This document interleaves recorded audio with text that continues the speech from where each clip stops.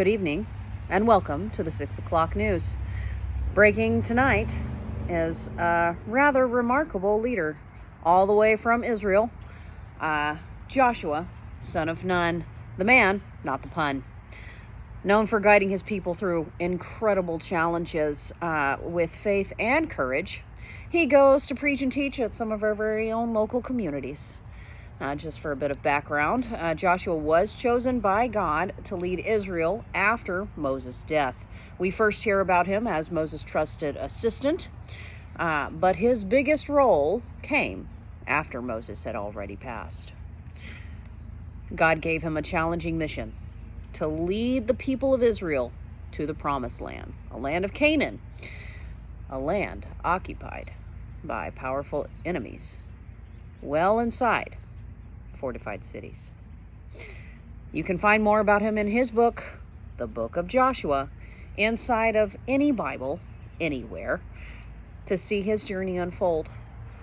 To give a brief story recap, what's remarkable about Joshua is his strong faith and obedience to God. Right at the start of his book in the first chapter, God tells Joshua, "Be strong and courageous, do not be afraid. For the Lord your God will be with you wherever you go." Now, with that promise, Joshua steps into Israel's leadership role, guiding them across the Jordan River in a miraculous way. Much like when Moses parted the Red Sea, God holds back the waters of the Jordan so Israel can safely cross. This happens in Joshua's chapter 3. It is a sign that God's power is with Joshua just as it was with Moses. Once in Canaan, Joshua faces some serious military challenges. His first major victory, the famous Battle of Jericho. By following God's unusual instructions, marching around the city walls for 7 days and then shouting, Joshua and the Israelites see Jericho's walls collapse. That's in the 6th chapter of his story. Now, this victory shows that Joshua's success wasn't due to his battle strategies, but to his faith and obedience to God's guidance. But Joshua wasn't just a great military leader, he was also a spiritual leader.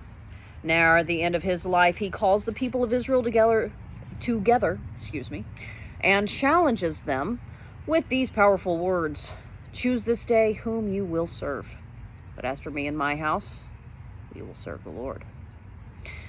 Now, Joshua's life and words continue to inspire people today to live faithfully and make decisions that honor him.